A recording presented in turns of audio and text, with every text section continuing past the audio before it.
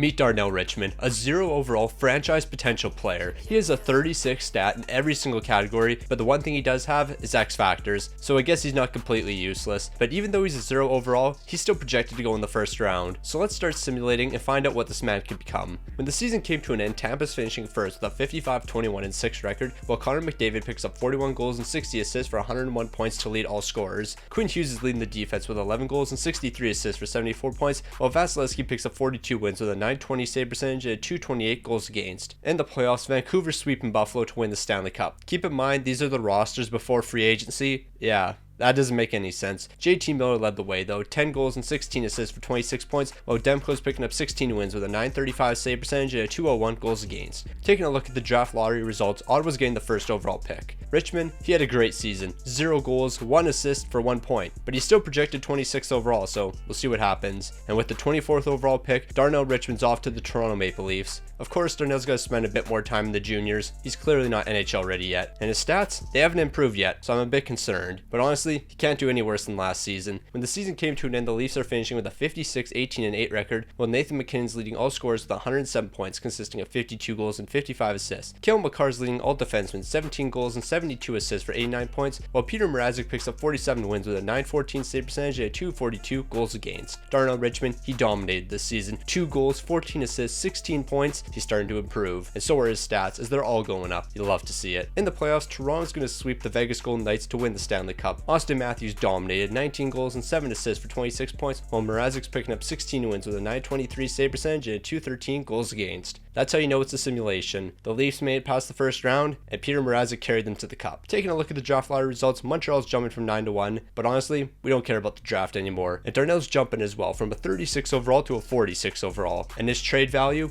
it's the 6th highest in the league. I guess it's all about potential, because there's no reason why a 46 overall player should have the 6th highest trade value. When this season ended, the Caps are finishing with a 56-22-4 record, while Nathan MacKinnon led the league once again with 53 goals and 57 assists for 110 points. And Cale Makar, he's doing his thing for the defense, 14 goals and 75 assists for 89 points. And Marc-Andre Fleury, he's back in Chicago, 42 wins with a .917 save percentage and 262 goals against. Darnell Richmond's doing something I didn't expect him to do. Average over a point a game, 66 points, 24 goals and 42 assists, and he's even jumping 11 overalls to a 57, so he might actually become something. In the playoffs, the Panthers are sweeping the Flames to win the Stanley Cup. Lindholm's leading all postseason scorers, 7 goals and 20 assists for 27 points, while Spencer Knight's picking up 16 wins with a .917 save percentage and 253 goals against. At a 60 overall, it's time for Richmond to play in the AHL, and he's going to be starting on the first line. So we'll simulate 10 games through and see how he's doing. Through the first 10, he's not looking good. 3 goals, 0 assists, 3 points. Honestly, I was expecting a bit more for you, seeing as you're on the first line. So I guess we'll simulate to the end of the season and see how he finishes. When this season came to an end, the Canes are finishing with a 55-23-4 record, and Teravainen's leading the way with 39 goals and 64 assists for 103 points. And shout out to Svechnikov and Aho. They're rounding out the top 3, and Carolina's rolling right now. Hughes is leading the defense, 16 goals and 66 assists for 82 points, while Gibson picks up 42 wins with a .910 save percentage and a 267 goals against. Darnell Richmond did alright in the AHL, 17 goals and 12 assists for 29 points. Honestly, I was expecting a bit more, but I'll take it. And he's up to a 62 overall, so the progression continues. When the playoffs came to an end, the Philadelphia Flyers are beating the Anaheim Ducks in 7 games. Roope Hintz is leading all postseason scorers, 10 goals and 12 assists for 22 points, while Carter Hart's picking up 16 wins with a .913 save percentage and a 260 goals against. Coming into the season, Richmond's up to a 65 overall, but the stats aren't looking that great still. But I mean, they're improving, so I'll take it. He also has the 5th highest trade value, somehow better than Nathan MacKinnon. Yeah, I don't understand how a 65 overall player is more valuable than Nathan MacKinnon, but yeah, that just doesn't make sense. I don't know what to say. When this season came to an end, the Devils are finishing first with a 52-19-11 record, and Sebastian Aho, he's leading all scorers with 28 goals and 58 assists for 96 points. And Quinn Hughes, he's leading the defense once again, 12 goals and 72 assists for 84 points. And Mackenzie Blackwood, he did his thing this season, 45 wins with a .915 save percentage and 258 goals against. So Richmond, I know you're a terrible player, but you did worse than last season, and I didn't even think that was possible. 16 goals, 6 assists, 20 points. What are you doing, my guy? When the playoffs came to an end, the Devils are beating the Canucks in 6 games, while Jack Hughes leads the way, 13 goals and 21 assists for 34 points, while Blackwood's winning the Stanley Stanley Cup with 16 wins with a 922 save percentage and a 248 goals against. So even after the abysmal season Richmond had, he's up to a 70 overall, and he now has the 4th highest trade value. Draisaitl who? Yeah, I'm sticking with Richmond. Carolina's dominating once again with a 56-22-4 record, and leading that domination with Sebastian Aho, 122 points consisting of 45 goals and 77 assists. And Cale Makar, he's doing his usual thing, 11 goals and 75 assists for 86 points, while Igor Shesterkin on the Edmonton Oilers, 45 wins with a 920 save percentage and a 238 goals against.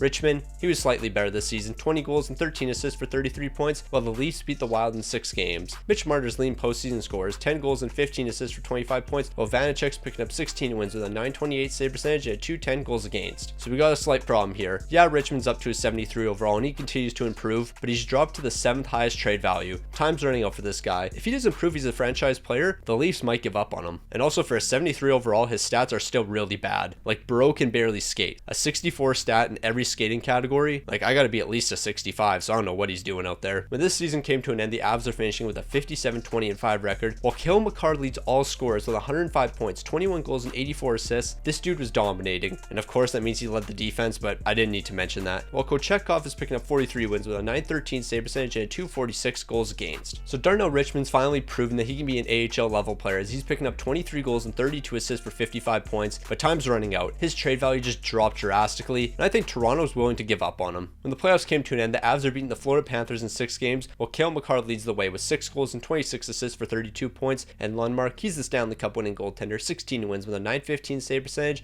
and a 254 goals against. At one point, Richmond was with the likes of Draisaitl and Austin Matthews. Now he's with Aho and David Pastrnak. Those aren't bad players, don't get me wrong, but that's just a bit of a fall off. But there is a slight positive. He's a 77 overall, and he's finally made to the NHL, so it's time to prove you can be the guy. Also, I'm trying to pass the Seattle Kraken in subscribers on YouTube, so if you haven't already, make sure to subscribe. Once again, the Carolina Hurricanes are finishing first with a 55-19-8 record, while Kucherov leads all scorers, 107 points consisting of 57 goals and 50 assists, and Morgan Riley, 10 goals and 75 helpers for 85 points. And leading all goaltenders in wins is Kakkonen, 45 wins with a 914 save percentage and a 252 goals against. Richmond had a pretty solid rookie campaign, 31 goals and 16 assists for 47 points, and that's actually the most goals he's ever had in a single season. Don't know how he scored more goals in the NHL than he did in juniors, but we'll run with it. Toronto would make the playoffs, but they're going to fall in the conference finals to Philly. Pasternak's leading the way, 15 goals and 16 assists for 31 points, while Carter Hart's picking up 16 wins with a 912 save percentage and a 257 goals against. Richmond wasn't too bad in the postseason, picking up 7 goals and 5 assists for 12 points, so Richmond's up to an 82 overall, and he's ready to run it back with the boys this season. The Avs are finishing first with a 52-19-11 record, while Austin Matthews on the Vegas Golden Knights is picking up 41 goals and 58 assists for 99 points. And of course, Cale Makar is leading all defensemen, 18 goals and 56 assists for 74 points. And Kakkonen, he's leading all goaltenders in wins once again, 46 with a 921 save percentage and a 229 goals against. Richmond had a fantastic season, 41 goals and 18 assists for 59 points. The fact that you scored more goals than last season is very surprising to me. But in the playoffs, we're falling in 7 to the Washington Capitals. In the postseason, Richmond only had 3 points, but to be fair, he only played 7 games, so who really cares? But there is something I do care about, Richmond's potential. It's dropped to a high top 6 potential forward. He's not even going to become an elite forward. You hate to see it, you really do. And he went to the level of having the trade value of Austin Matthews